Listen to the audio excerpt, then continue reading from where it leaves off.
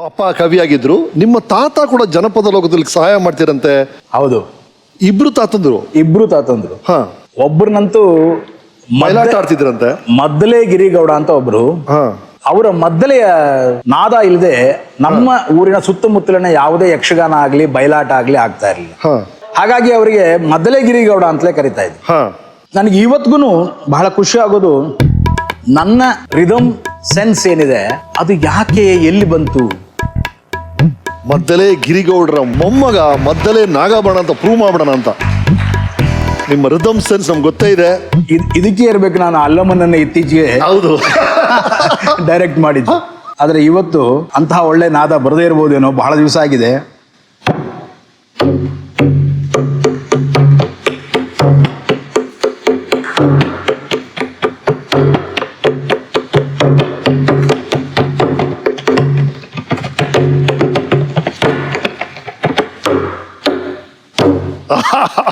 So sweet, thank you. Yes sir, ನೀವು ಹೇಳ್ತಾ ಇದ್ರಿ ಗಿರಿಗೌಡರು ಒಂದ್ ಕಡೆ, ಇನ್ನೊಂದ್ ಕಡೆ ನಿಮ್ಮ ತಾತ ಕೂಡ ಜನಪದ ಲೋಕದಲ್ಲಿ ಸಹಾಯ ಮಾಡ್ತೀರಂತೆ.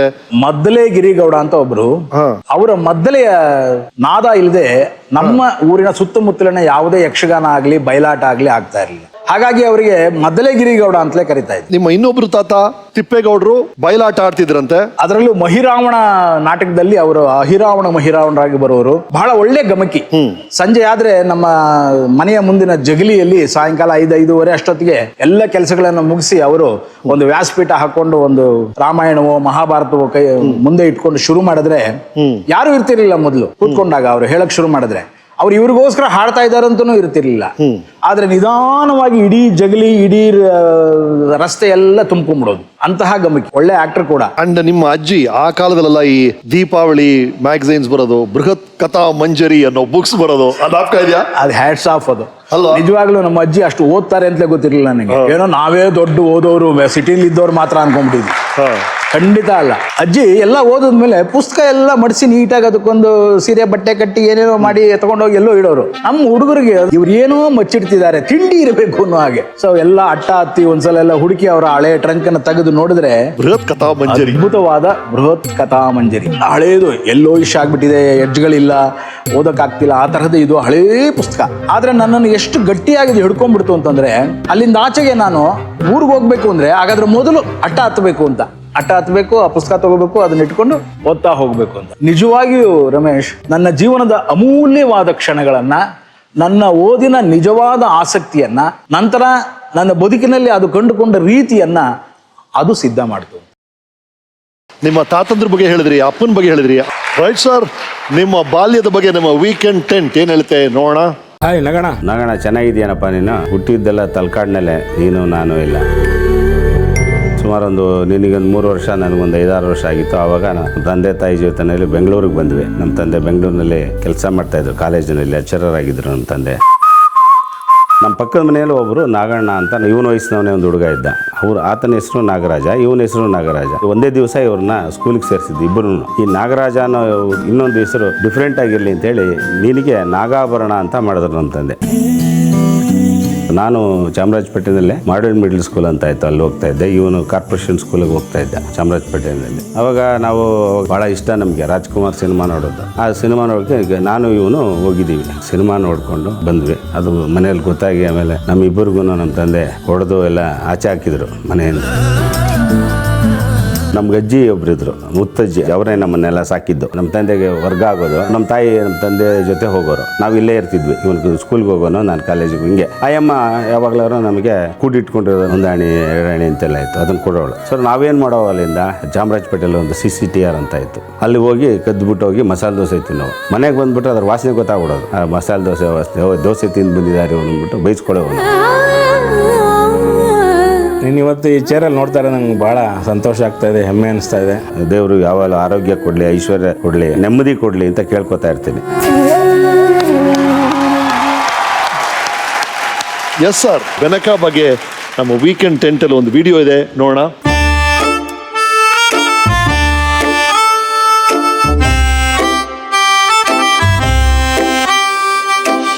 ರಂಗಭೂಮಿ ಆಗಲಿ, ಕಿರುತೆರೆ ಆಗಲಿ, ಸಿನಿಮಾ ಆಗಲಿ, ಕಲಾವಿದ ಆದವನು ಎಲ್ಲ ಜಾಗದಲ್ಲೂ ಅಷ್ಟೇ ನಿಯತ್ತಾಗಿ ಕೆಲಸ ಮಾಡಬೇಕು ಅಂತ ನಿಮ್ಮಿಂದ ನಾನು ಕಲ್ತಿದ್ದೀನಿ.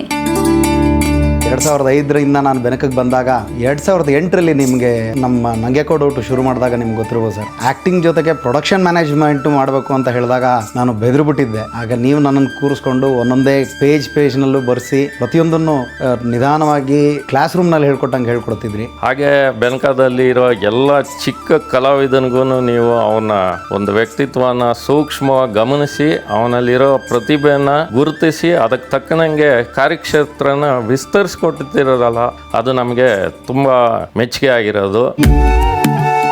ಬೆನಕ ಒಂದು ಬರೀ ತಂಡ ಅಲ್ಲ, ಅದು ಸಾಕಷ್ಟು ಜನ ಕಲಾವಿದರಿಗೆ ಒಂದು ಫೌಂಡೇಶನ್ ಅಂತ ಹೇಳಕ್ ಇಷ್ಟಪಡ್ತೀನಿ. ನಾವು ಕನ್ನಡಿಗರು ಎದೆ ತಟ್ಕೊಂಡು ನಮ್ಮ ಕೆಲಸ ಮಾಡಿದ್ರೆ ಇಡೀ ಪ್ರಪಂಚ ನಮ್ಮನ್ನ ತಿರುಗಿ ನೋಡುತ್ತೆ ಅನ್ನೋದನ್ನ ನೀವು ಯಾವತ್ತೋ ಪ್ರೂವ್ ಮಾಡಿದಿರಿ. ಕಲಾವಿದರಾಗಿ ಹೆಮ್ಮೆಯಿಂದ ಬದುಕೋ ಎಷ್ಟೋ ವಿಷಯಗಳನ್ನ ನಾವು ನಿಮ್ಮಿಂದ ಕಲಿತಾ ಇದ್ದೀವಿ. ನಿಮ್ಗೆ ಒಳ್ಳೇದಾಗ್ಲಿ ಅಂಕಲ್. ಪ್ರಾಪರ್ ಆಗಿ ರಂಗಭೂಮಿಯ ಎಂಟ್ರಿ ಅಂತ ಶುರು ಆಯ್ತು ಯಾವಾಗ? 1969. ನಾನು ಆಗ PUC. ಓಕೆ.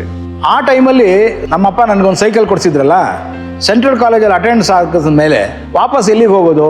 ಕೆಂಪೇಗೌಡ ರೋಡಲ್ಲಿ ಯಾವ ಸಿನಿಮಾ ಇದೆ ನೋಡೋದು, ಅದ್ಯಾವುದೂ ಇಲ್ಲ ಅಂದರೆ ಸೀದಾ ಬಂದು ರವೀಂದ್ರ ಕಲಾಕ್ಷೇತ್ರದ ಮೆಟ್ಲ ಮೇಲೆ ಕೂತ್ಕೊಳ್ಳೋದು. That was the beginning. Okay. ಅಲ್ಲಿ ವರ್ಕ್ಶಾಪ್ ಒಂದಿತ್ತು, ಥಿಯೇಟರ್ ವರ್ಕ್ಶಾಪ್. ಆ ಥಿಯೇಟರ್ ವರ್ಕ್ಶಾಪ್ ಮಾಡಿದವ್ರು ಯಾರು? BV ಕಾರಂತರು. BV ಕಾರಂತರು, ಪ್ರೇಮಾ ಕಾರಂತರು ಎಲ್ಲ ದಿಗ್ಗಜರು. ಆ ವರ್ಕ್ಶಾಪ್ನಲ್ಲಿ ಸುಮಾರು ಒಂದು 15-16 ಜನ ನಾವು ಸ್ಟೂಡೆಂಟ್ಸ್ಗಳು ಸೇರ್ಕೊಂಡ್ವಿ. ಆ 15-16 ಜನ ಇವತ್ತಿಗೂ ಥಿಯೇಟರ್ನಲ್ಲಿ ಕೆಲಸ ಮಾಡ್ತಾ ಇದ್ವಿ. ಆ ದಿಸೆಯಲ್ಲಿ ಕಾರಂತರು ನನಗೆ ಕಲಿಸಿದ್ದು ಹೇಗಪ್ಪ ಅಂದ್ರೆ, ಅವ್ರು ಬಂದಾಗ ಡೆಲ್ಲಿಲಿ ಅವರಿದ್ರು 3 ನಾಟಕ ಒಟ್ಟಿಗೆ ಡೈರೆಕ್ಟ್ ಮಾಡೋರು ಇಲ್ಲಿ ಬೆಂಗಳೂರಿನಲ್ಲಿ. ಬೆಳಗ್ಗೆ ಒಂದು ನಾಟಕ, ಮಧ್ಯಾಹ್ನ ಒಂದು ನಾಟಕ, ಸಾಯಂಕಾಲ ಒಂದು ನಾಟಕ ರಿಹರ್ಸಲ್ ನಡೀತಾ ಇರೋದು. ಅವಾಗ ಅವ್ರು ನನಗೆ ಹೇಳೋರು, ಯಾವ್ದಾರು ಒಂದು ನಾಟಕದ ರಿಹರ್ಸಲ್ ಆಗ್ತಿರ್ಬೇಕಾದ್ರೆ ಅದನ್ನ ನೀನು ಮಾಡಿಸ್ತಾ ಇರೋ, ನಾ ಬರ್ತೀನಿ ಅಂತ. ಅವ್ರು ಬರ್ತಾ ಇರಲಿಲ್ಲ, ನಾನೇ ಕಂಟಿನ್ಯೂ ಮಾಡ್ತಾ ಇದ್ದೆ. Invariably director ಆಗ್ತಿದ್ದೆ. ನನಗಲ್ಲಿ ಒಂದು ಕೆಟ್ಟ ಚಟ ಇದೆ, ಏನಪ್ಪ ಅಂದರೆ ಯಾವಾಗಲೂ ಒಂದು ಚೀಟಿ ಇಟ್ಕೊಂಡಿರ್ತೀನಿ, ಅಥವಾ ಒಂದು ಪ್ಯಾಡ್ ಇಟ್ಕೊಂಡಿರ್ತೀನಿ, ಒಂದು ಪೆನ್ಸಿಲ್ ಇಟ್ಕೊಂಡಿರ್ತೀನಿ, ಅಥವಾ ಪೆನ್ ಇಟ್ಕೊಂಡಿರ್ತೀನಿ. ಅವ್ರು ಏನೇ ಹೇಳಿದ್ರು ಅದನ್ನು ಸುಮ್ಮನೆ ನೋಟ್ ಮಾಡ್ತಾ ಇರ್ತೀನಿ. ಹಾಗಾಗಿ ಕಾರಂತರ ಎಲ್ಲ ಮೂವ್ಮೆಂಟ್ಗಳು, ಒಬ್ಬ ಪಾತ್ರದ ಮೂವ್ಮೆಂಟ್ಗಳು, ಇಡೀ ಸ್ಟೇಜ್ನ ಮೂವ್ಮೆಂಟ್ಗಳು ಇವೆಲ್ಲವೂ ನನ್ನಲ್ಲಿ ದಾಖಲಾಗ್ತಾ ಇತ್ತು. ಓಕೆ. ಸೊ ಹೀಗಾಗಿ ನನ್ನ ಒಳಗಿನ ನಿರ್ದೇಶಕ ನನಗೆ ಗೊತ್ತಿಲ್ಲದ ಹಾಗೆ ಅಲರ್ಟ್ ಆಗ್ತಾ ಇದ್ದ. ರೈಟ್. ಎಷ್ಟರ ಮಟ್ಟಿಗೆ ಅಂದರೆ ಆ 3 ನಾಟಕದ ಇಡೀ ನಾಟಕದ ಎಲ್ಲ ಡೈಲಾಗ್ಗಳು ನನಗೆ ಬರ್ತಾ ಇತ್ತು. ಯಾರೇ ಇಲ್ಲದೆ ಇದ್ರು ಕೂಡ ಆ ಪಾತ್ರ ನೀವು ಮಾಡ್ತಾ ಪಾತ್ರ ಇದ್ದೀರಿ. ನಾ ಮಾಡ್ತಾ ಮೊನ್ನೆ ಅದು ಜೋಕುಮಾರ್ ಸ್ವಾಮಿ ರಿಹರ್ಸಲ್ ಆಯ್ತಲ್ಲ, ಹಾ. ಆ ಗೌಡ್ತಿ ಪಾತ್ರ ನನಗೆ ಇನ್ನ ಹಿಡಿಸ್ಲಿಲ್ಲ. ಅದು ಮತ್ತೊಮ್ಮೆ ಆದ್ರೆ ಒಳ್ಳೇದು. ಬಂದಿದ ಆಕೆ ದೀಪಾ. ಹೇ ಗೌಡ,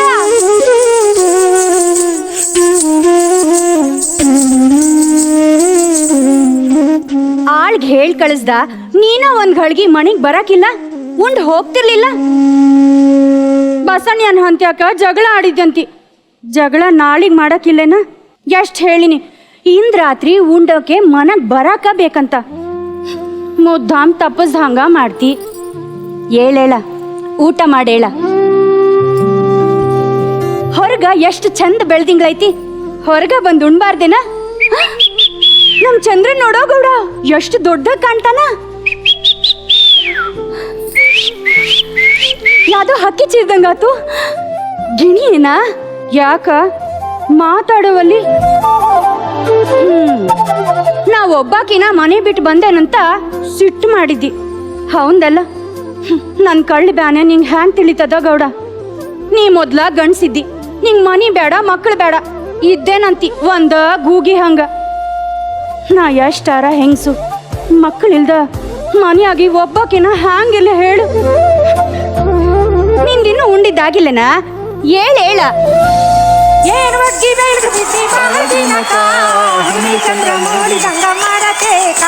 ಕಣ್ಣಿಗೆ ಬಿದ್ದ ಹಚ್ಚಿದಂಗ ನಿನ್ನ ಬೆಳಕ, ಕಣ್ಣಿಗೆ ಬಿದ್ದ ಹಚ್ಚಿದಂಗ ನಿನ್ನ ಬೆಳಕ, ತಿಂಡಿ ತುಳಿದಿದ್ದ ಚಾಳಿಗಿಂಡ, ಎದಿ ಮೇಲ ನಿಂಬಿ ಹಣ್ಣ, ಬಂದಾಯಕ್ಕೆ ಕೈಲಾಸ ಹರಿದು ಬಿದ್ದಂಗ, ಬಂದಾಸಿಕೆ ಕೈಲಾಸ ಹರಿದು ಬಿದ್ದಂಗ.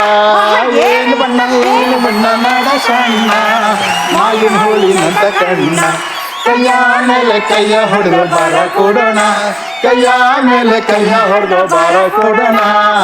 ಏನಕ್ಕೆ ಬಯಲಕ ಬಿದ್ದೆ ಬಾಳ ದಿನಕ, ಹುಣ್ಣ ಚಂದ್ರ ಮೂಡಿದಂಗ ಮಾಡತೇಕ, ಕಣ್ಣೀರಿಗೆ ದೀಪ ಹಚ್ಚಿದಂಗ ನಿನ್ನ ಬೆಳಕ, ಕಣ್ಣೀರಿಗೆ ದೀಪ ಹಚ್ಚಿದಂಗ ನಿನ್ನ ಬೆಳಕ. ಏನ್ ಅದ್ಭುತ ಸರ್, ನಿಮ್ಮ ಸಾಧನೆಯನ್ನ ಸಂಭ್ರಮಿಸೋಣ. ನಿಮ್ಮ ತಂಡದವ್ರ ಜೊತೆ ತುಂಬಾ ಖುಷಿ ಆಯ್ತು. ಮೈಸೂರು ರಾಜ್ಯದ ದೊರೆ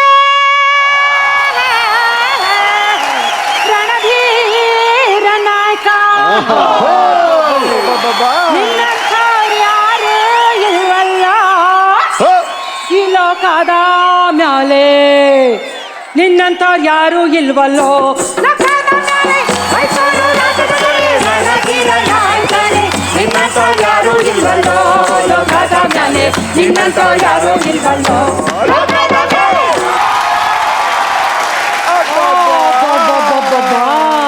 ಯಾರ್ಲ ಇವನು? ಯಾವ ಊರ್ನವಲ್ಲ ಇವನು? ಎಲ್ಲಿಂದ ಬಂದ್ಲ ಇವನು? ಮೈಸೂರು ರಾಜ್ಯದ ದೊರೆ ರಣಧೀರ ನಾಯಕನೇ, ನಿನ್ನಂಥವ್ರು ಯಾರು ಇಲ್ವಲ್ಲೋ ಲೋಕದ ಮ್ಯಾಲೆ, ನಿನ್ನಂಥವ್ರು ಯಾರು ಇಲ್ವಲ್ಲೋ ಲೋಕದ ಮ್ಯಾಲೆ. ಮೈಸೂರು ರಾಜ್ಯದ ದೊರೆ ರಣಧೀರ ನಾಯಕನೇ, ನಿನ್ನಂಥವ್ರು ಯಾರು ಇಲ್ವಲ್ಲೋ ಲೋಕದ ಮ್ಯಾಲೆ, ನಿನ್ನಂಥವ್ರು ಯಾರು ಇಲ್ವಲ್ಲೋ ಲೋಕದ ಮ್ಯಾಲೆ.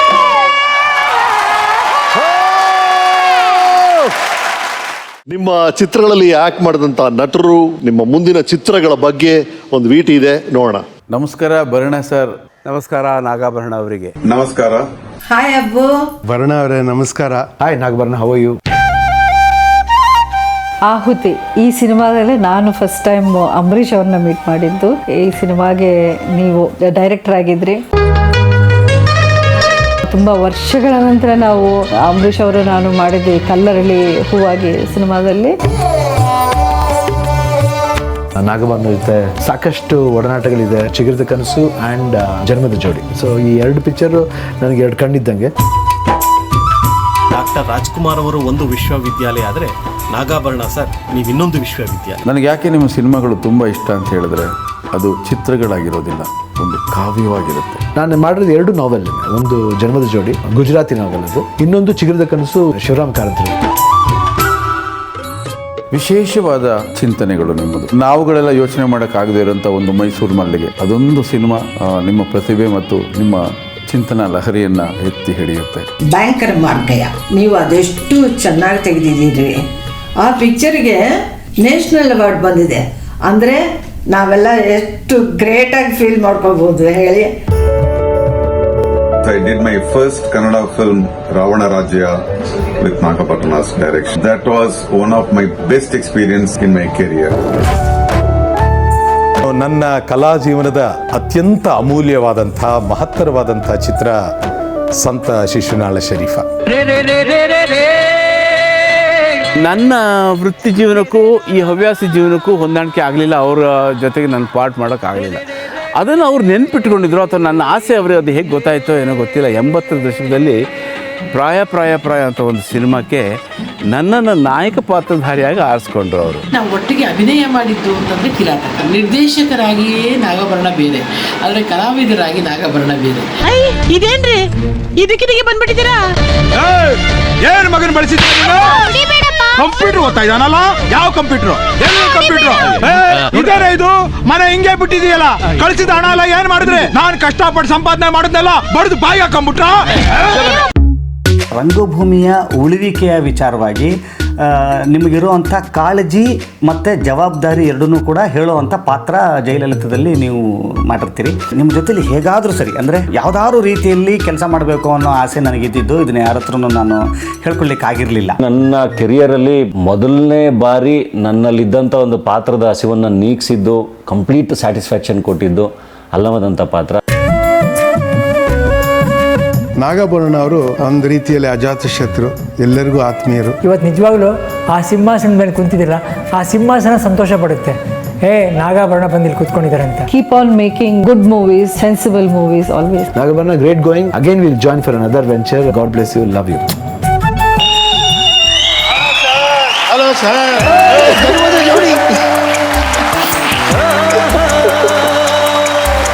ನನಗೆ ಬಹಳ ಖುಷಿ ಆಗ್ತಿದೆ ಸರ್. ಯಾರೋ ನಿಮ್ಮ ಜನ್ಮ ಜೋಡಿ ಇರ್ಬೋದು, ಆ ಚಿಗುರದ ಕನಸಿರ್ಬೋದು, ಇವರು ಮ್ಯೂಸಿಕ್ ನಿಮ್ಮ ಚಿತ್ರಗಳಲ್ಲಿ ಹೇಗೆ ಅಶ್ವಥ್ ಅವರು ಒಂದು ಸಪೋರ್ಟ್ ಆಗಿದ್ರು, ಅಥವಾ ಮನೋಹರ್ ಅವರು ನಿಮ್ಮ ಚಿತ್ರಗಳು ದೊಡ್ಡ ಸಪೋರ್ಟ್ ಅವರ ಮ್ಯೂಸಿಕ್ ನನ್ನ ಸಿನಿಮಾದ ಪ್ರತಿ ಸಿನಿಮಾದ ಮ್ಯೂಸಿಕ್ ಇದೆಯಲ್ಲ, ಅದು ಅದರದೇ ಆದಂತ ಒಂದು ಆಯಾಮವನ್ನ ಹೇಳುತ್ತೆ. ಆಮೇಲೆ ನನ್ನ ಅದೃಷ್ಟ ಏನಪ್ಪಾ ಅಂತಂದ್ರೆ, ಮನೋಹರ್ ಅಂತವರು, ಹಂಸಲೇಖಾ ಅಂತವರು, ಅದರ ಹಿಂದೆ ವಿಜಯ ಭಾಸ್ಕರ್ ಅಂತವರು, ಉಪೇಂದ್ರ ಕುಮಾರ್, ಸುಮಾರು ಜನ ಸಂಗೀತ ನಿರ್ದೇಶಕರ ಜೊತೆ ಕೆಲಸ ಮಾಡಿದ್ದೀನಿ. ಅವರೆಲ್ಲ ಲೆಜೆಂಡ್ಸ್. ಕೆ ವೆಂಕಟೇಶ್, ಸೊ ಎಲ್ಲರ ಜೊತೆ ಕೆಲಸ ಮಾಡ್ಕೊಂಡು ಬರ್ತಿದ್ದಾಗ ಹೊಸ ಜನರೇಷನ್ ಬರುತ್ತಲ್ಲ, ಅವ್ರ ಜೊತೆ ಹೊಂದಾಣಿಕೆ ಆಗುತ್ತಾ ನನಗೆ ಅಂತ ಅನಿಸ್ತಾ ಇರುತ್ತೆ. ಅದೃಷ್ಟ ನೋಡಿ ಆಗ್ತಾ ಹೋಗುತ್ತೆ. ವಾಸ್ಕಿ ವೈಭವ್ ಇತ್ತೀಚಿನ ಯಂಗೆಸ್ಟ್ ಮ್ಯೂಸಿಕ್ ಡೈರೆಕ್ಟರ್ ನನ್ನ ಜೊತೆ ಕೆಲಸ ಮಾಡ್ತಾ ಇದ್ದೆ, ಅಂದ್ರೆ ನಾನು ಅವನ ಜೊತೆ ಕೆಲಸ ಮಾಡ್ತಾ ಇದ್ದೆ. ಸೊ ಆ ರೀತಿ ನನ್ನ ಪಯಣ ಏನಿದೆ, ಮ್ಯೂಸಿಕಲ್ ಪಯಣ ಇದೆಯಲ್ಲ, ಹ್ಯಾಟ್ಸ್ ಆಫ್. ಓವರ್ ನೈಟ್ ಹೇಳ್ಕೊಂಬಂದಿದ್ದೀನಿ ಹೋಗಿ ಮನೋಹರ್ನ ಜನ್ಮದ ಜೋಡಿಯಲ್ಲಿ. ಸರ್ ನೀವು ಹೇಳಿದ್ರಿ ಸಿನಿಮಾಕ್ಕೆ ಮ್ಯೂಸಿಕ್ ಸಪೋರ್ಟ್ ಅಂತ. ಆ್ಯಕ್ಚುಲಿ ಆ ಸಿನಿಮಾ ನನಗೆ ಸಪೋರ್ಟ್ ಆಯಿತು. ನನ್ನ ಲೈಫಿಗೆ ಒಂದು ದೊಡ್ಡ ಟರ್ನಿಂಗ್ ಪಾಯಿಂಟ್ ಆಯಿತು. ನಾನು ಆ್ಯಕ್ಚುಲಿ ಎಸ್ಕೇಪ್ ಆಗೋದಕ್ಕೆ ನೋಡಿದ್ದೆ. ಏನಂತಂದರೆ ಅಣ್ಣವರ ಆ ಸಂಸ್ಥೆಯ ಸಿನಿಮಾ, ಅಲ್ಲಿ ರಾಜನ್ ನಾಗೇಂದ್ರ, ಕೆ ವೆಂಕಟೇಶ್, ಉಪೇಂದ್ರ ಕುಮಾರ್, ರಂಗರಾವ್, ವಿಜಯ ಭಾಸ್ಕರ್, ಆಮೇಲೆ ನಮ್ಮ ಗುರುಗಳು ಹಂಸಲೇಖ ಸರ್, ಇಂಥವರೆಲ್ಲ ಮಾಡಿದ ಜಾಗಕ್ಕೆ ನಾನು ಫಿಟ್ ಆಗ್ತೀನೋ ಇಲ್ವೋ, ನನಗೆ ಆ ಯೋಗ್ಯತೆ ಇದೆಯೋ ಇಲ್ವೋ, ಯೋಗ್ಯತೆ ಇಲ್ಲ ಅಂತಲೇ ನಾನು ಡಿಸೈಡ್ ಮಾಡಿ ಮೆಲ್ಲ ಎಸ್ಕೇಪ್ ಆಗ್ತಾ ಇದ್ದೆ. ಆವಾಗ ಚೆನ್ನ ನನಗೆ ಬೈದು, ರೀ ನಾಳೆ ಬರಲೇಬೇಕು ನೀವು ಮನೆಗೆ ಅಂತ ಬೈದ್ಬಿಟ್ಟು ನನಗೆ ಅಲ್ಲಿಗೆ ಎಸ್ಕೇಪ್ ಆಗಿದ್ದಿರ್ಲಿ, ಅವರನ್ನು ಹಿಡಿದಿದ್ದೇ ಒಂದು ದೊಡ್ಡ ಇದು. ಸುಮಾರು ಒಂದೂವರೆ ತಿಂಗಳು ಪಾರ್ವತಮ್ಮ ಅವ್ರು ಹೇಳಿದ್ರು, ಇಲ್ಲಪ್ಪ ಅವನು ಹಂಸಲೇಖ ಮಾಡ್ತಾರೆ, ಸುಮ್ಮನೆರಪ್ಪ ನೀ ಸುಮ್ಮನೆರಪ್ಪ ಅಂದ್ಬಿಟ್ರು. 1.5 ತಿಂಗಳು 2 ತಿಂಗಳಾಯ್ತು, ಏನೂ ಆಗಲಿಲ್ಲ. ಬಹಳ ಬ್ಯುಸಿ ಅವರು ಅವಾಗ. ಹಂಸಲೇಖ ಬ್ಯುಸಿ. ಹೌದು. ನನಗೆ ಸಿನಿಮಾ ಡೇಟ್ಗಳ ಹತ್ರ ಬರ್ತಾ ಇತ್ತು. ಸೊ ವರ್ಧಣ್ಣ ಅವ್ರ ಹತ್ರ ಹೋಗಿ ಹೇಳಿದೆ. ಅವ್ರಿಗೆ ಹೇಳ್ತಿದ್ದಂಗೆ ಅವ್ರು ಹೇಳಿದ್ರು, ಇವು ಸ್ಟಾರ್ಟ್ ಮ್ಯೂಸಿಕಲ್ ಸಿನಿಮಾ ಕಣಪ್ಪ, ಅದು ಲವ್ ಸ್ಟೋರಿ, ನೀನು ಹಂಗೆ ಬಿಟ್ಕೊಳಕ್ಕಾಗಲ್ಲ ಅಂದು. ಹೋದೆ ಹುಡುಕೊಂಡು ಸೀದಾ ಮನೋಹರ್ನ.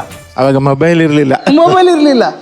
ಹುಡ್ಕೊಂಡು ಎತ್ತಾಕೊಂಡೆ ನನ್ನ ಕಾರ್ಗೆ ಹಾಕೊಂಡು ಅವ್ರನ್ನ ಕುಳಿಸ್ಕೊಂಡು ದಾರಿ ಉದ್ದಕ್ಕೂ ಅವ್ರ ಕತೆ ಹೇಳ್ತಾ ಹೋದೆ. ಕಂಸಾಳೆ ಇದೆ, ಕಂಸಾಳೆ ಸಾರ್, ಕಂಸಾಳೆ ನಾನು ಇನ್ನೂ ಭಾಳ ಕೇಳ್ಬೇಕು ಸಾರ್, ನಾನು ಇನ್ನೂ ಭಾಳ ಅದು ಫೋಕು ಸಾರ್, ಅದು ಎಲ್ಲರೂ ಕೇಳ್ಸೋಣ ಬನ್ನಿ ಸರ್, ಕಂಸಾಳೆ ಪ್ರತಿಯೊಂದು ಹೇಳ್ಕೊಂಡು ಹೋದೆ. ಇಡೀ ಕತೆ ಅಣ್ಣ ಅವ್ರ ಮನೆ ತಲುಪೋ ಅಷ್ಟರಲ್ಲಿ ಇವ್ರಿಗೆ ಕತೆ ಹೇಳಿ ಏನೇನು ಬೇಕು ಅನ್ನೋದು ಒಂದು ಸೂಕ್ಷ್ಮವಾಗಿ ಹೇಳಿ ಪ್ರಿಪೇರ್ ಮಾಡಿ ಕರ್ಕೊಂಡು ಹೋಗಿ ಒಳಗೆ ಕುಳಿಸಿದೆ. ಅದೃಷ್ಟಕ್ಕೆ ನಾಳೆ ಬನ್ನಿ ಅಂದ್ರು ಅವ್ರಿಗೆ. ನೆಕ್ಸ್ಟ್ ಡೇ ಎಸ್ಕೇಪ್ ಆಗಿದ್ದು ಚೆನ್ನಾಗಿ ಹೇಳ್ಕೊಂಬಂದ, ಕೆಲಸ ಶುರುವಾಗುತ್ತೆ. ಆಮೇಲೆ ಆ ಹುರುಪು, ನಾನು ಓಕೆ ಆಯ್ತು ಅಂತಂದ ಹುರುಪಲ್ಲಿ ಸುಮಾರು ಒಂದು 12 ಟ್ಯೂನ್ ಮಾಡಿದೆ. ಭರಣ ಸರ್ ಏನ್ರಿ ಬರೀ ನಿಮ್ಮ ಸಾಂಗೇ ಮಾಡ್ಬೇಕಾ, ನಾವು ಡೈಲಾಗ್ ಮಾಡೋದು ಬೇಡ ಅಂತಂದ್ರು. 7 ಸಾಂಗ್ ಸಾಕು ಅಂತ. ಆ 7 ಸಾಂಗು 9 ಆಯ್ತು. ಆಮೇಲೆ ಬರ್ಗೂರ್ ಅವರು ಡೈಲಾಗ್ ಬರ್ದಿದ್ರು, ಒಬ್ಬ ಹುಡುಗ ಹುಡುಗಿಯನ್ನ ತನ್ನ ಹೆಸರನ್ನು ಕೇಳಬೇಕಾದ್ರೆ ಅದು ಹೇಗೆ ಕೇಳ್ತಾನೆ ಅಂತ. ಅದಕ್ಕೆ ವರ್ಧಣ್ಣ ಹೇಳಿದ್ರು, ಇಲ್ಲ ಅದು ಹಾಡಾದ್ರೆ ಚೆನ್ನಾಗಿರುತ್ತೆ ಅಂತ. ಇನ್ನೊಂದು ಹಾಡ ಅಂತ ನಾನು ಗಾಬರಿ, ಯಾಕೆಂದ್ರೆ ಈ ಹಾಡುಗಳು ಹಾಡ ಜಾಸ್ತಿ ಆಗ್ತಿದ್ದೆ. ಇವರು ಮಾಡ್ಬೋದು ಸರ್ ಅಂದ್ರು. ಏನನ್ನ ಡೈಲಾಗನ್ನು ಹಾಡ್ಬೇಕು, ಸುಮ್ಮನೆ ಡೈಲಾಗ್ ಇಲ್ಲ. ಸೊ ಮಣಿ ಮೊದಲು ಡೈಲಾಗ್ ಇದ್ದು ನೀವು ಹಾಡು ಮಾಡಿದ್ರಿ. ಡೈಲಾಗ್ ಇತ್ತು, ಇವರವ್ರು ಡಿಸ್ಕಸ್ ಮಾಡ್ತಾ ಇದ್ರು. ಅಷ್ಟೊತ್ತಿಗೆ ವರ್ಧಣ್ಣ ಏನಾದ್ರು ಹೊಳಿತಾ ಅಂತಂದ್ರು. ಹ್ಞೂ ಸರ್, ಇದು ಡೈಲಾಗ್ 2 ಪೇಜು ಸುಮ್ಮನೆ ಡೈಲಾಗ್ ಆಗಿ ವೇಸ್ಟ್ ಆಗ್ತಾ ಇದೆ, ಟ್ಯೂನ್ ಮಾಡೋಣ ಅಂತ ಹೌದಾ, ಹೇಗೆ ಒಂದು 1 ಅವರ್ ಟೈಮ್ ಕೊಡಿ ಅಂತ. ಹೊರಗಡೆ ಬಂದು ನಾನು ಶಾಸ್ತ್ರಿ, ನಾನು ಟ್ಯೂನ್ ಹೇಳೋದು, ಶಾಸ್ತ್ರಿ ಬರೆಯೋದು, ಬೈಯಾಟ್ ಮಾಡ್ಕೊಂಡು ಆಮೇಲೆ ಭರಣ ಸರ್ ಬನ್ನಿರಿ ಹೇಳ್ರಿ ಅಂತ ಆಮೇಲೆ ಹೇಳಿದ್ವಿ. ಒಂದು ಹಾಡು ಕೇಳಿದ್ರು. ವರದಪ್ಪ ಅವರು, ಏನಪ್ಪ ಉದ್ದಾಗ್ಲಿಲ್ವಾ ಅಂದರು. ಇಲ್ಲ ಅಪ್ಪಾಜಿ, ನಾವೇನೋ ಪ್ಲ್ಯಾನ್ ಮಾಡಿದ್ದೀವಿ ಅಂತಂದರು. ಆಮೇಲೆ ಶೂಟಿಂಗು 15 ದಿವಸ 6 ಗಂಟೆವರೆಗೂ ಟಾಕಿ, 6ರಿಂದ 7 ಆ ಟ್ಯೂಲೈಟ್ ಮುಸ್ಸಂಜೆ ಆ ಲೈಟ್ 1 ಅವರಲ್ಲಿ 15 ದಿವಸ ಶೂಟಿಂಗು ಮಾಡಿ. ಮಣಿ ಸಾಂಗು 15 ದಿನ ಸಾಯಂಕಾಲಗಳು ಮಾತ್ರ ಶೂಟಿಂಗ್, 6ರಿಂದ 6:30, ಅರ್ಧ ಗಂಟೆಲಿ 2 ಶಾಟ್ 1 ಶಾಟ್. ಇವತ್ತಿನ ಕ್ಯಾಮ್ರಾಮನ್ಗಳು ಯಾರು ಮಾಡಲ್ಲ, ಯಾಕಂದ್ರೆ ಇವತ್ತು CG ಏನೇನೋ ಇದೆ, ಅವತ್ತೇನೂ ಇರಲಿಲ್ಲ. ಆ ಟೊಯ್ಲೈಟ್ ಅಂದರೆ ಟೊಯ್ಲೈಟೇ ಬೇಕು ನಮಗೆ, ಅದರಲ್ಲೇ ಶೂಟ್ ಮಾಡಬೇಕು. ಅದು ನೆಗೆಟಿವ್ನಲ್ಲಿ ಅದು ರೆಕಾರ್ಡ್ ಆಗಬೇಕು ಕರೆಕ್ಟಾಗಿ. So it was a literal task. Gowri ಶಂಕರ್ಗೆ ನಿಜವಾಗ್ಲೂ ಹೆಡ್ಸ್ ಆಫ್. ಕ್ಯಾಮ್ರಾಮನ್.